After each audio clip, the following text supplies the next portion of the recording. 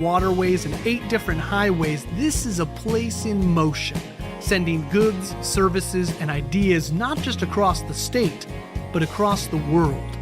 And when the work ends, the day's just beginning, with beaches like West Beach in the Indiana Dunes National Park, exciting hiking and biking trails like the Diana of the Dunes Dare or the BMX track, and local treasures and exciting festivals, you'll know you're in more than just a bedroom community. From veterans of foreign wars to hometown heroes, our diversity is our strength, and we forge our future with the same flame as our steel. Oh, there's a place in the Midwest, and it's calling you home. The best part of Portage is what's next. The best part of Portage is you. There's more for you in Indiana.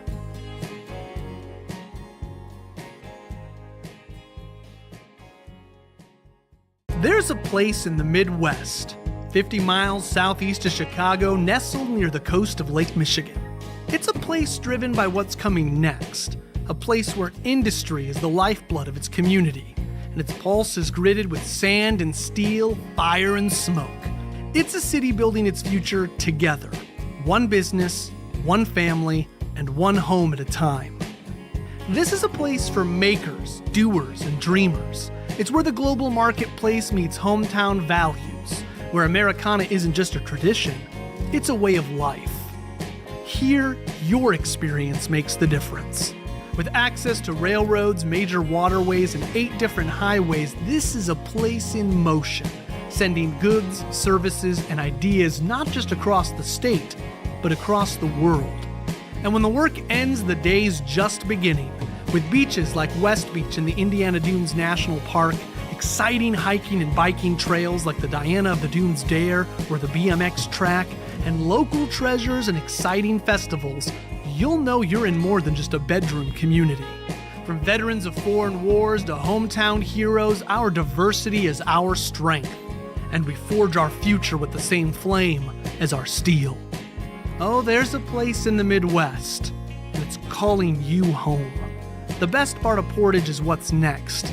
The best part of Portage is you. There's more for you in Indiana.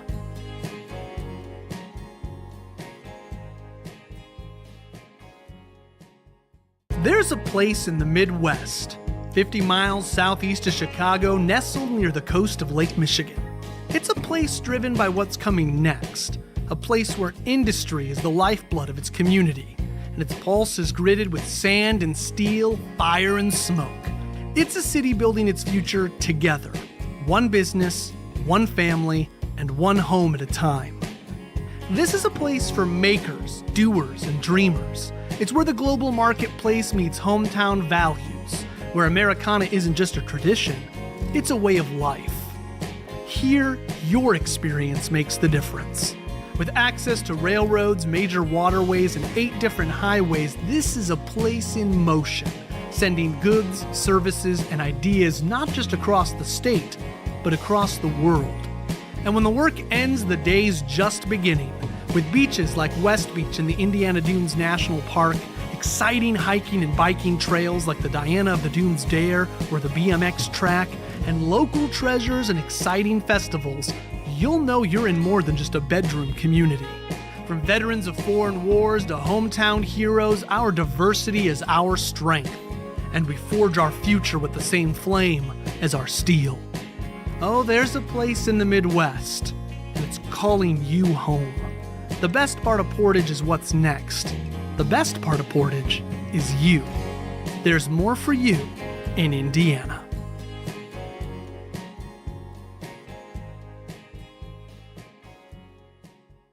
There's a place in the Midwest, 50 miles southeast of Chicago, nestled near the coast of Lake Michigan. It's a place driven by what's coming next, a place where industry is the lifeblood of its community, and its pulse is gritted with sand and steel, fire and smoke. It's a city building its future together, one business, one family, and one home at a time. This is a place for makers, doers, and dreamers. It's where the global marketplace meets hometown values, where Americana isn't just a tradition, it's a way of life. Here, your experience makes the difference.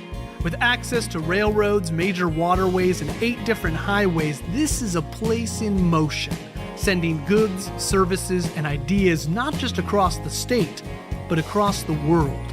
And when the work ends, the day's just beginning, with beaches like West Beach in the Indiana Dunes National Park, exciting hiking and biking trails like the Diana of the Dunes Dare or the BMX track, and local treasures and exciting festivals, you'll know you're in more than just a bedroom community. From veterans of foreign wars to hometown heroes, our diversity is... Sorry, we have to bring all this fun and merriment to an end to start the meeting. Can we please stand? Will you join me in the Pledge of Allegiance?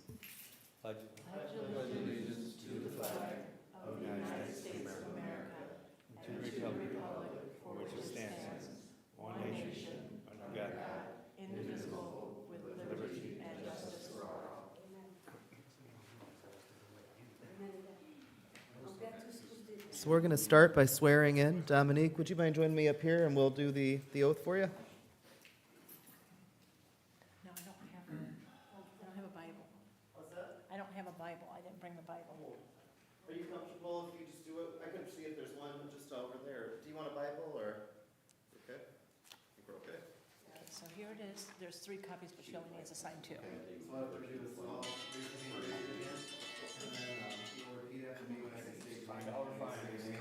And then there's the swear affirming, swear affirming. Michigan City. All right. I, please state your name. I, Dominique Frederick, Do solemnly swear or affirm I solemnly swear that I will support the Constitution that I will support the Constitution and the laws of the United States of America, and the law of the United States of America, the Constitution the Constitution and the laws of the state of Indiana, and the law of the state of Indiana, and that I will faithfully and I will faithfully and impartially and impartially execute the duties execute the duties of my office of my office as a member of the Stormwater Board as a member of the Stormwater Board to the best of my ability to the best of my ability and according to the law, and according to the law, so help me God. so help me God. Congratulations.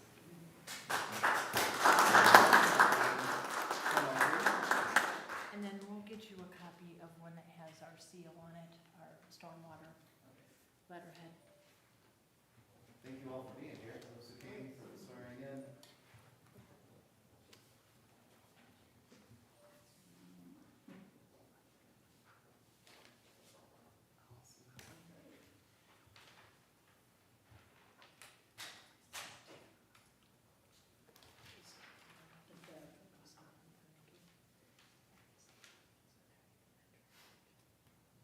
I'll hand these to Tracy and we'll get you a copy of your stuff.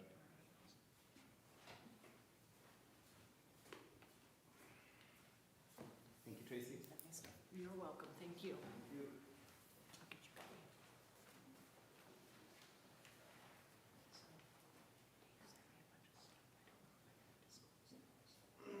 Now that we've done that, can we please do a roll call? Member Gore, Here. Mayor Bonta, Here. Member Petrovic, Here. Attorney Elwood. We let the record reflect that our liaison, Councilwoman Weidenbach, is also here. City Council Liaison Melissa Weidenbach. Sorry, the city council. City Council Liaison Melissa Weidenbach at large. Yes. Just want to make sure we get it right. Yes.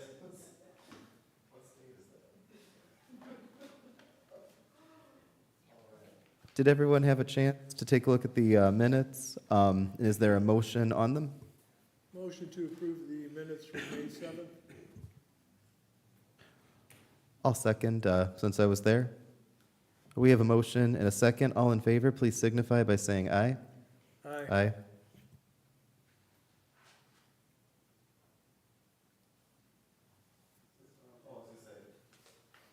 All right, that'll get us to our staff reports. Mr. Commenda?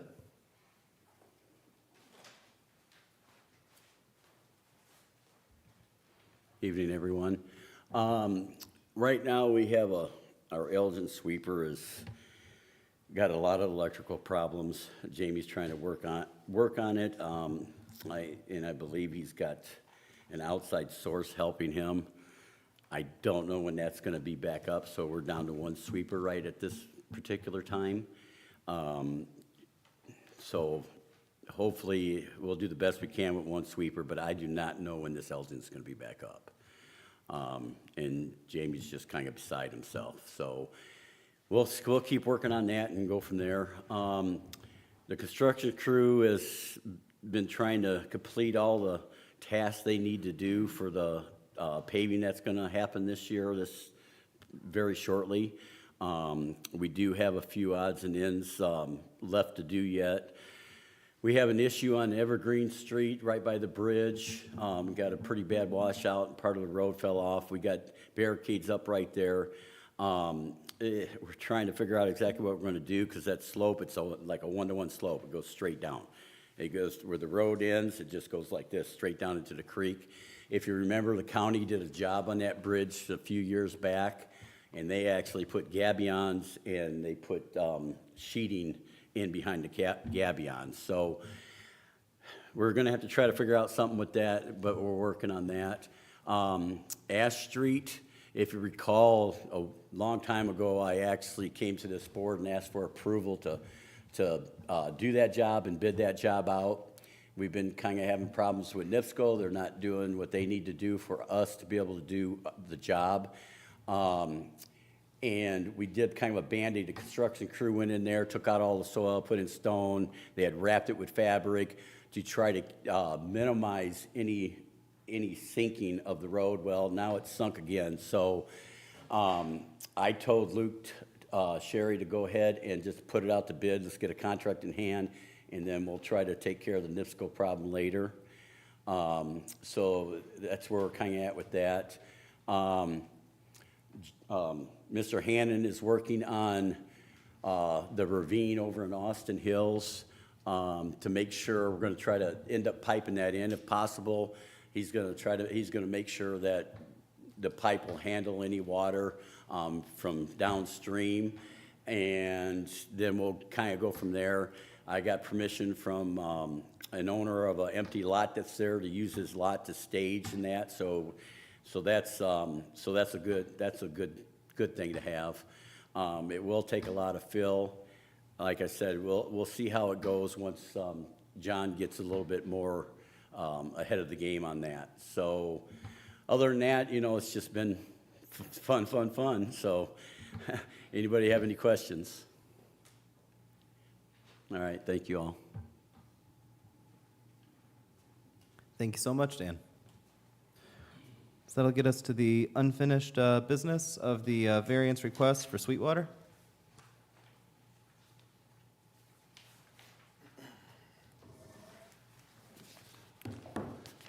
Good afternoon. Cameron Wignall with Olthoff Homes, 8051 Wicker Avenue in St. John.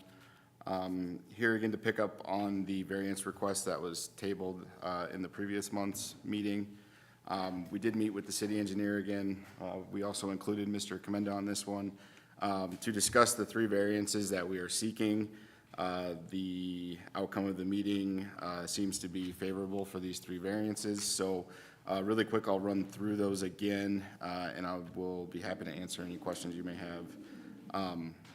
So the first variance we're requesting is that storm sewer outlets shall not enter a pond below a minimum of half a foot above the normal pool level. We do still have three structures entering the pond that are less than half a foot above the normal pool, but not lower than the normal pool. The second variance we're requesting is a minimum of a tenth of a foot drop through manholes, structures. We are requesting that privately owned storm sewer be allowed to have less than tenth of a foot drop. And the third variance we're requesting is that rear yard inlets shall be spaced so that every lot has direct access to an inlet. We did have some challenges with some staggered lots that did not allow us to have structures on every lot. We discussed this with Mr. Hannon and Mr. Commenda. These are all slab lots, so we don't have sump discharges. We'll also be restricting the fences in these lots to not exceed into the easement, and we are restricting pools. So for those reasons, we think that with the combination of storm sewer, private storm sewer we have in the rear yards, and the swales that are built will still have adequate drainage even without having structures on every lot corner. So those are the 3 variances we're back to request, and again, I'm happy to field any questions you may have. If you don't mind if I invite Mr. Commenda up, and I apologize, I probably should have just, feel free to sit or stand, but last meeting, you had some pretty big concerns about the variances as requested, and I think that, Mel, I don't want to speak for you, but I think we both felt like it wasn't like a finished, product as far as a proposal. Are you comfortable with this now in a way that you weren't at the last meeting? And could you explain why? I know we've heard some of it here, but could we get it from you as well? Well, before where they were coming in right at the level of the normal pool. Now, at least they're a little bit above it. So if they're at the level of the normal pool, you get any rain, it's gonna be above that outfall and start backing up into the system, okay? I mean, I'm more comfortable with this than I was before, and I could accept more of this than I could of how it was before, so. But that was my concern, is I just, you start getting waters in pipe, that's not a good thing if it's sitting in there. Really, that was the main one that was your concern. The other Correct. two, I think it was more, it just made sense to table them with the other one because, Correct. I mean, to put it simply, they kind of all 3 go together, but if the one doesn't work, is that fair to say? Yes, it is. Are you totally satisfied? I'm okay with it. Dan, let me ask you this, 2, 3, 4 years from now, a resident, because there's no resident living here now, it's a field, right? But if a Right. resident calls, well, hopefully me, I hope I'm still mayor, in 2 to 3, 4 years from now. Yeah. But or they call the next mayor and say, hey, they call Dominique and they say, hey, like, when Banta was, running the board with, Mel and you guys approved this, what's going on with my yard? What kind of risks could there be? And are the conditions where we'd worry about that like realistic? Are we talking about like 100-year rain being a potential problem, or is it pretty much in the clear, like, just kind of walking us lay people, through it? Well, a 100-year storm is not good for anything in Good the for city, anybody, so- sure, right. So. Yeah, so we're working our way When down. you have a 100-year storm, that's not gonna be the only call I'm gonna be getting. Working our way down from there, right? Like, what is the actual likelihood? And would I you like would to call refer Mr. that to Hannon up? Mr. Hannon, I would think.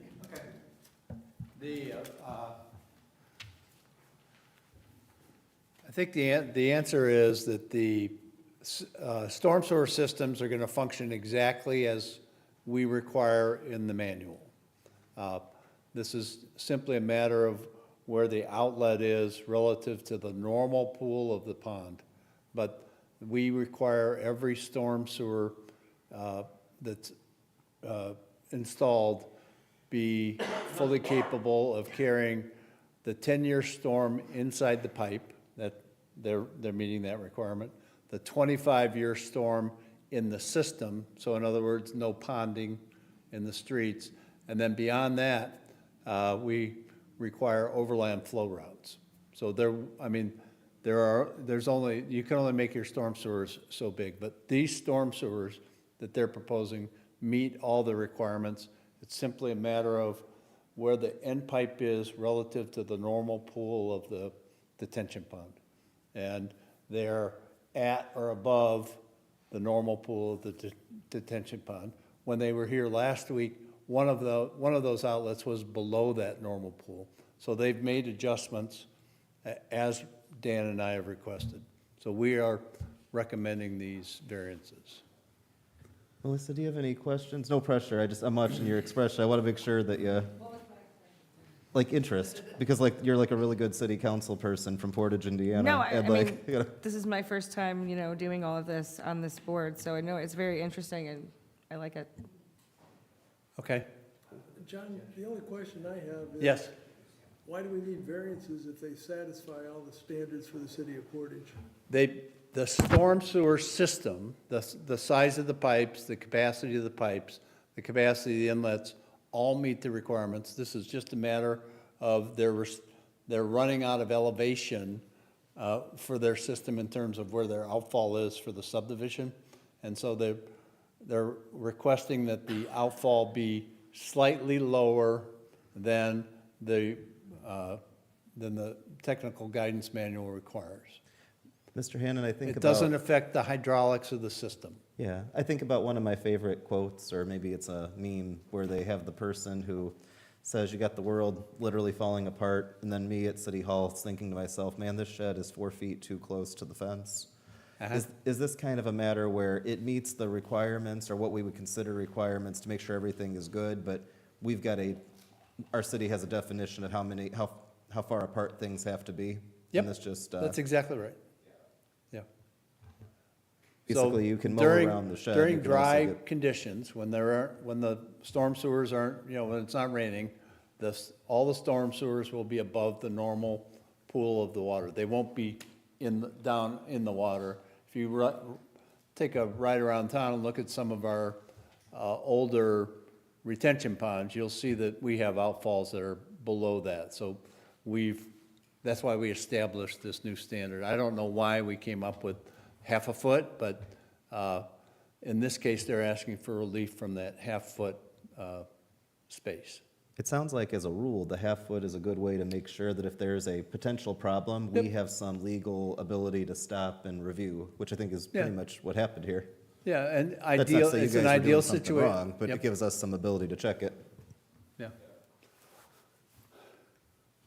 So the privately owned storm sewer manholes request the drop to .1. I mean, I'm kind of bothered by some of the wording on some of the requesting. Okay, And the same thing with the rear yard. The rear yard basically is kind of open-ended need based on the side rating for each lot. well, it's an actual plan. They're showing the rear yard drain locations. This is what we would be approving, is the actual location shown on the plan. So we could tell if something was done incorrectly based on where it is on that map, is what you're saying? Well, we have a full set of engineering plans, and they're gonna build to the plan. Are these 50-foot wide lots? So this is that unique subdivision design with 50-foot wide lots. So it's an affordable subdivision, but there's no basements, which means there's no sump pump discharges. And the lots are 50 feet wide, and they aren't lined up exactly back to back. And so they came up with a plan that we think is going to serve us, perfectly. And I think the HOA is responsible for maintaining the backyard drain systems. And the only time they're asking for a relief on the .1 is on the private storm sewers, not on the storm sewers that we are responsible for operating and maintaining. And, just between you and me, and in terms of a technical manual, I would take the 1/10 drop out of the storm sewer requirement anyway. That's really a sanitary sewer standard,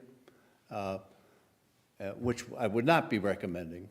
But on storm sewers, storm sewers are self-cleaning, as I'm sure you're aware. When a big storm comes along, they pretty much clean themselves. So I would almost recommend that we remove the 1/10 drop from our storm sewer manhole requirement. I don't recommend that necessarily as a motion right now, but No, that is no, interesting. I'm giving you my rationale. Dan, you're satisfied? Yeah, that's fine. Motion to approve the 3 variances for Altoff Homes. So we have a motion, do we have a second? I am comfortable seconding it, it's tougher with a 3-person board. Second. All in favor, please signify by saying aye. Aye. Any opposed? And I believe it passed. Thank you.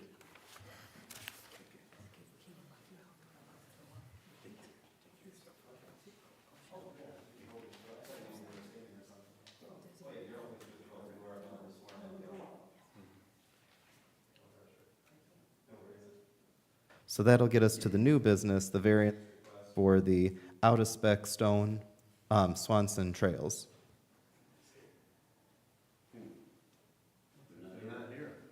Mr. Casper, I was wondering if maybe that was you, like representing the company. No? No, they were supposed to be here. Well, they're the ones that asked to be on the agenda.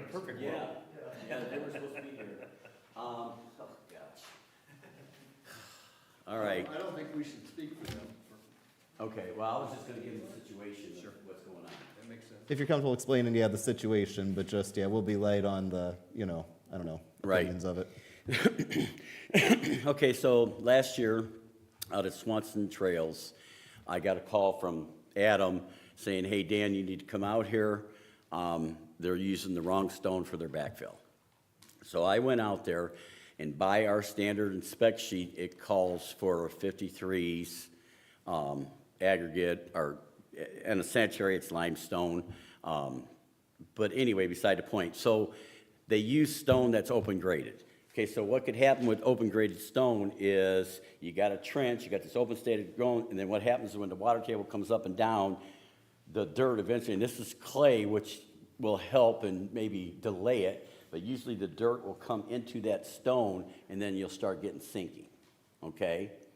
So when we found that out, we had a meeting in September. It was John, myself, I don't think Adam was there, and the contractor, the developer, and everybody were all there. And my first thing was, well, you need to rip it all out and put in the proper backfill. And then Mr. Hannon asked them, say, well, you have your geotechnical engineer come to us and tell us, give us, some kind of remedy that we can approve. Okay, so that was in September. I called this developer a couple times over the summer and say, hey, I still haven't seen an approved plan. What's going on? You need to get back with me. So then finally this spring, I called him again and said, hey, we still got that outstanding issue out there. You still have not, we still haven't approved this yet. Well, then I get a call and they're moving forward, putting in curb, putting in asphalt and everything else. Sandy actually went out there for a proof roll and told them, hey, you still haven't gotten any kind of approval for the stone that you should not have put in that trench. And they continued on and continued on. So here we sit now, and I think John was dealing with the geoengineer, so he'll have to tell you exactly how everything went with him. But we had a meeting, finally, in my office, and I'm like, look, I just feel like you blatantly didn't listen to what I told you. It just did what you wanted to do. And when stuff like that happens, I don't have much mercy on people, okay?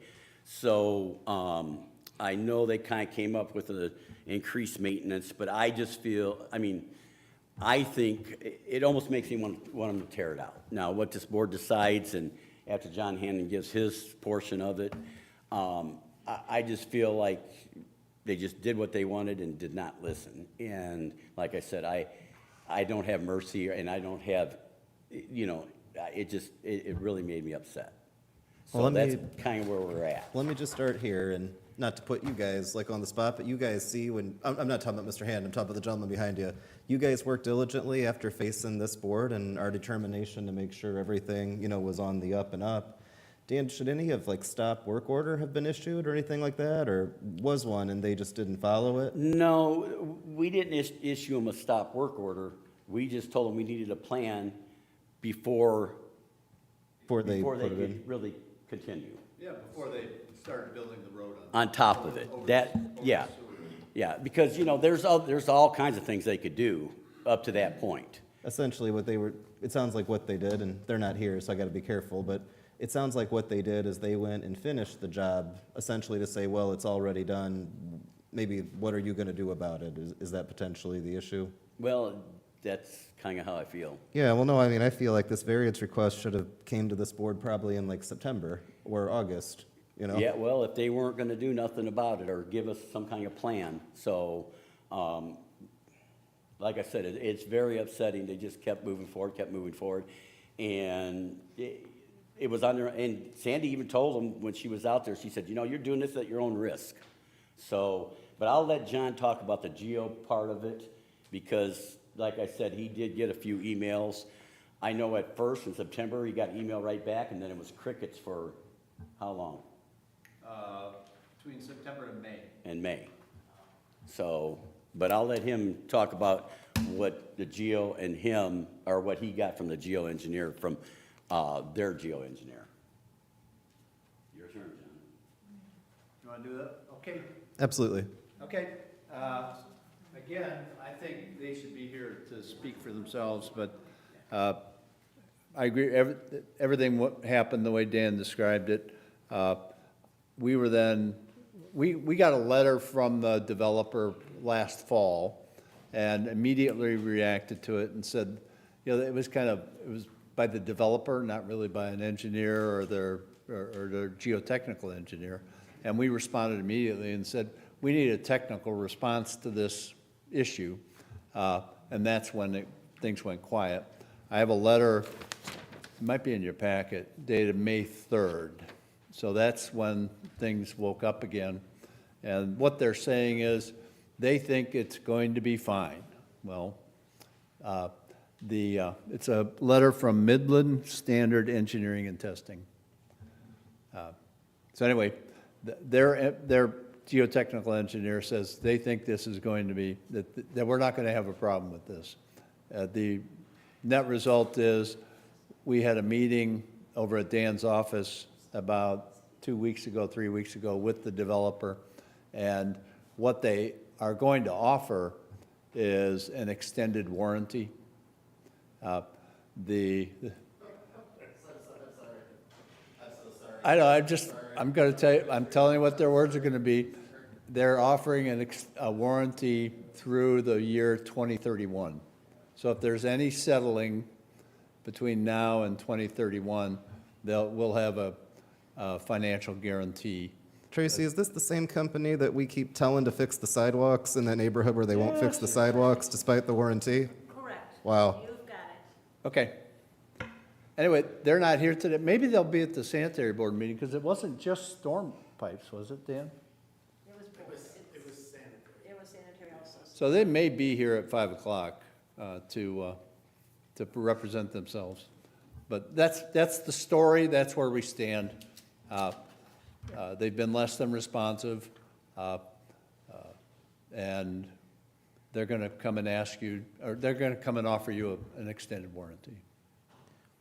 They're not even following the warranties they've given to our residents now, There you go. based on everything I've seen. Well, the one thing you can do in this case is require a financial bond that's held by the clerk treasurer's office. Can we require them to just fix the road and do what they were supposed to do back in September? That would be the answer, yes. I mean, to put it really simply, this has been frustrating to begin with, dealing with this particular company. For them to have ignored you guys for going on almost a year, and then to not even show up at this meeting. I mean, in good faith, I can't possibly support giving this variance. I mean, we're playing, it's like gambling against a company that's already demonstrated they're not a good company to gamble against. Is there any way to pause the work until anything is addressed? Is there anything that the city can do as far as like a work order or permits? There's all of that. We have a lot of authorities. We're issuing building permits for homes. We're accepting the public infrastructure at the Board of Works level. They're posting financial bonds and guarantees at the Board of Works level. That we have a lot of levers that we could use, yes.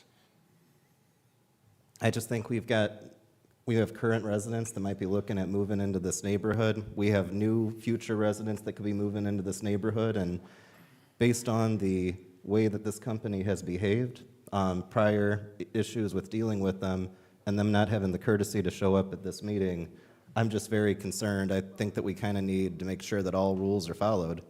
I mean, this would have been the perfect opportunity to come and explain themselves, including why they've ignored you guys for as long as they have. And if they show up at the next meeting, I'm happy to tell them that, but as regards to this being a storm matter, I mean, I know I'm not comfortable with this variance. You're talking about a company that isn't following the rules, asking for permission to not follow the rules after they didn't. We've stopped previous companies from doing things like that after they break the rules as early as yesterday. I think we need to hold them to the same standard and expectation.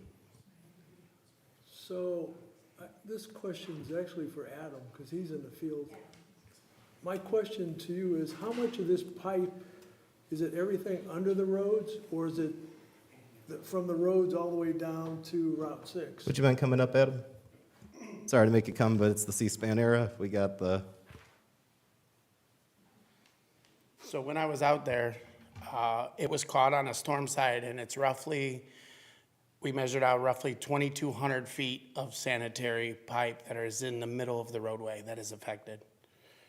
I have, there is mapping and highlighted areas in the report of what we found to be done incorrectly. And then when they were notified, there was others done incorrectly, and then they started using the right material afterwards. But it's roughly 2,200 of sanitary. I cannot tell you how much storm.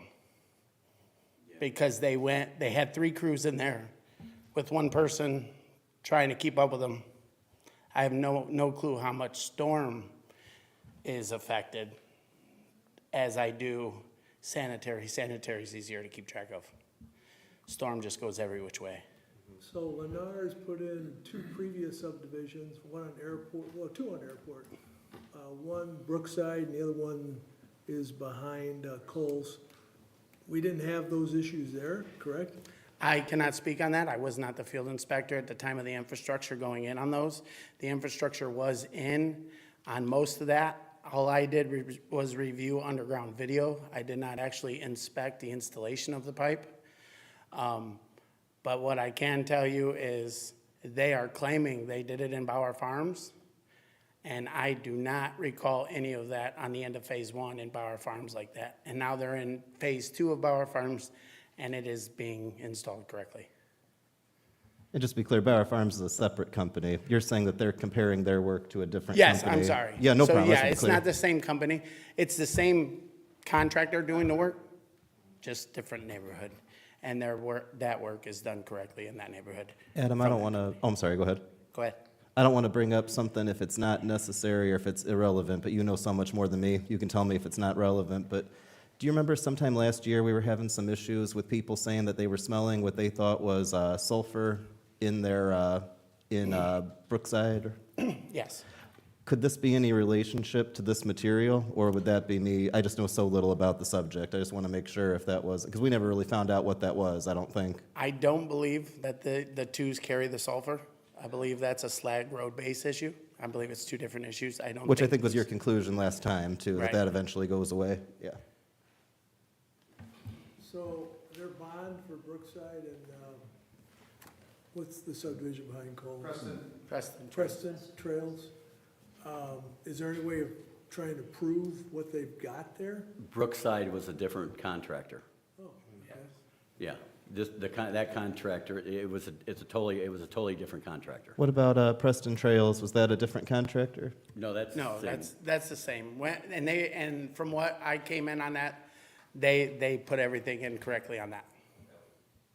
So they put it in correctly there, but they don't want to do that on Swan. And I can't tell you if it was what was the decision making. Like I said, when I came up on site, it didn't look right, and then that's when I reverted back and was able to identify where it was. But never had these concerning issues anywhere else.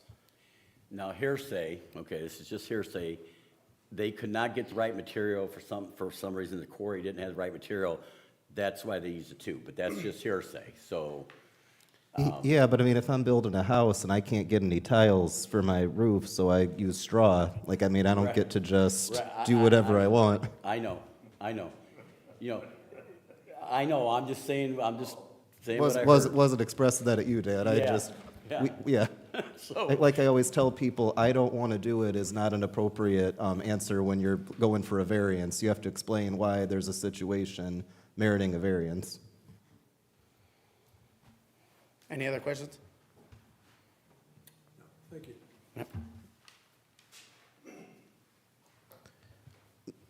Again, it's one thing if somebody's like asking for an 8-foot fence, or if they're coming for a variance for a corner lot, well, that would be BZA, right? But if you don't show up at a meeting for something like that, it's like, hey, a million things could go on. This is extremely important, and it just looks like this company has demonstrated a record of not considering this important, and now they're not showing up for what I would consider an extremely important matter.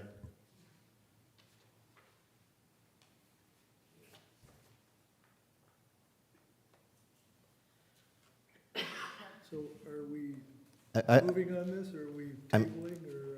I'd prefer myself denying this, because I just think it's common sense that they broke the rules. They're showing up after they did the work. And I think that that's a really big deal, you know? And I just feel like I wouldn't even be being fair to you guys who came and spent a whole lot of time to make sure your stuff was done right I think if they want to try again, they could try, but I think that they need to follow the rules of the city. They exist for a reason. Motion to deny the request for Swanson Trails.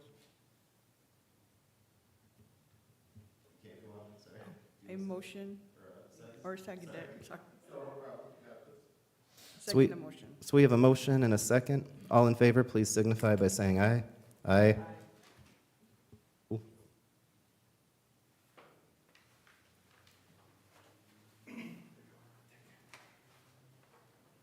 All right, that gets us to the claims. So Dominique, the claims is just all the different expenses from the department. And if you had a chance to look through them, if you haven't, feel free to look through. You know, we often do to just double check things, but generally, if you have a question about anything on there, you can ask Dan. You know, sometimes Tracy can help out too, but Dan does a very good job explaining, you know, what he's spending money on. Yeah, I got a wife too, I gotta talk to. That was the practice he needed to be able to get to this job. Motion to approve the claims for $67,394.47.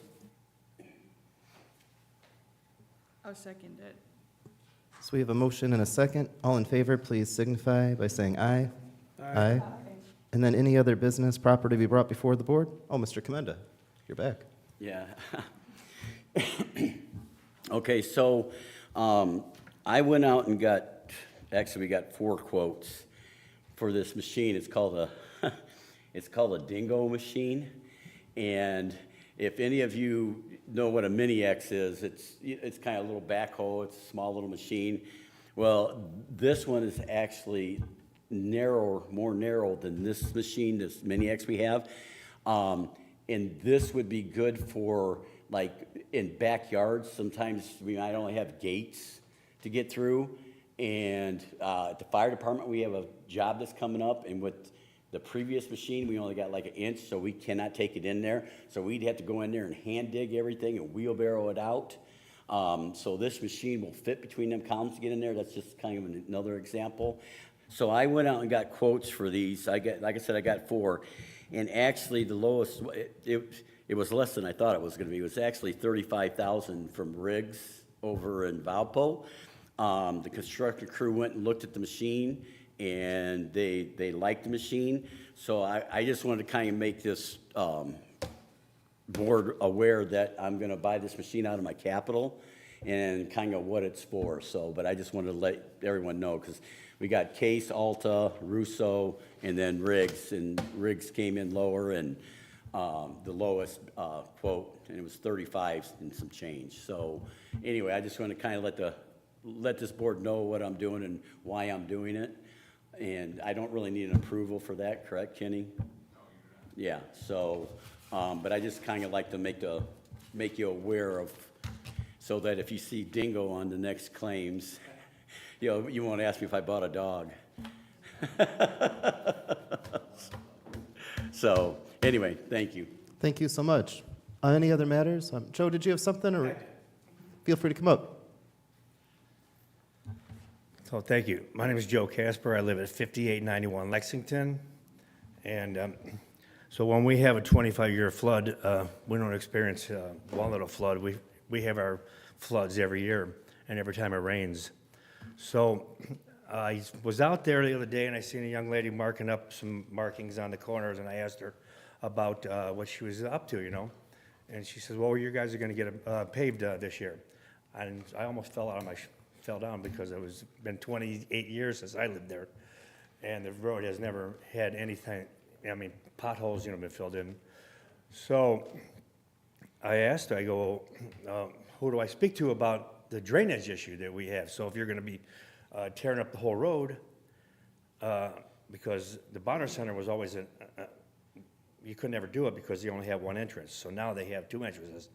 So I asked her, I go, you know, what's going to happen if they tear up the road and I still get flooding? She goes, well, you have to come to the stormwater. So I'm here.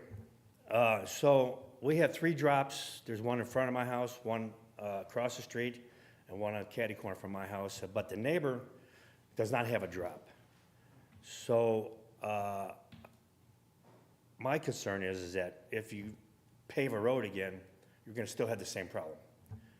I get water into my basement. I've had it since I had people come in there and cut grooves in there to make sure that I'm able to get the stormwater out. My neighbor has the same problem too, and the neighbor further down. So I know it's paving and stormwater is 2 different monetary funds, but we just wanted to make sure that we take a look at it because, let's see, Adam was out there and we spoke today. He's very smart. He's a very good person to speak with. And we talked a little bit about that. So there are ways of tying into that stormwater runoff. And so my situation is that if we're going to pave it, why don't we take a little bit more extra time and put that one drain in there to alleviate the drainage problem that's been there since day one when I moved in, and that's 28 years. Your concern is one that I share, and it was one that influenced even, well, we did make the decision to go and do the paving in your neighborhood, Chrisman Oak Grove, which I just happen to know the name of. It doesn't have a sign, but, I'm sure you know the name too. Yeah.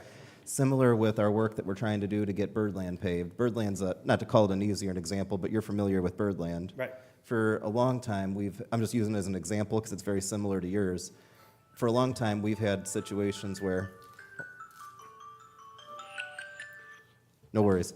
That's my alarm. I thought it was your Virginia, time's up. maybe. So That was my alarm. Your time's up. No. yeah, it's so some of that was always the issue of exactly like what you're saying. It's like we have road that needs to be paved, but we also need a drainage project there. There's different funds, but also some areas that are already built, it's hard to even figure out how to get the drainage figured out.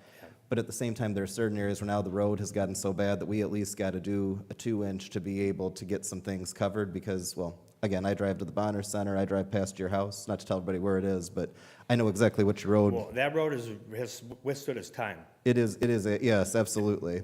So at some point, there's a matter of we want to make sure that the road is paved, even if we have to figure out drainage separately. But to your point, if there's ways that we can improve drainage, even in small ways in the area, we definitely are open to doing that and want to do that. Okay. Because believe me, your neighborhood calls me all the time. I don't live too far from it, and I live, well, you know where I live, over by the Right. Legion, and I have to take a boat when it rains to get to my mailbox because it's just the way that my driveway is set Right. up. One day I'll get that adjusted, but anything we can do, we're happy to see what we can do. Okay, like I said, I just didn't want to, if we're going to come back in there 2 years later and we're going to tear the road up again.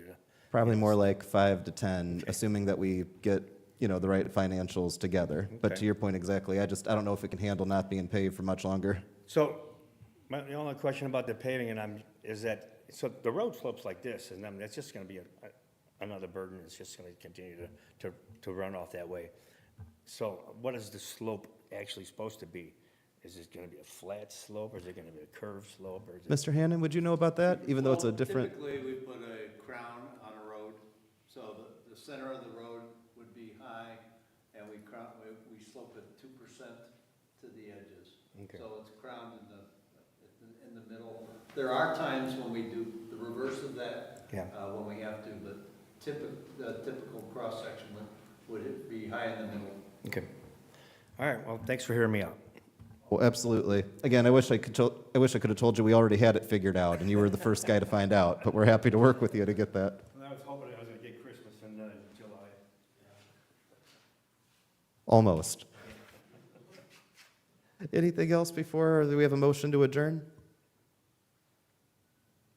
A motion to end the meeting? Second. We have a motion and a second. All in favor, please signify by saying aye. Aye.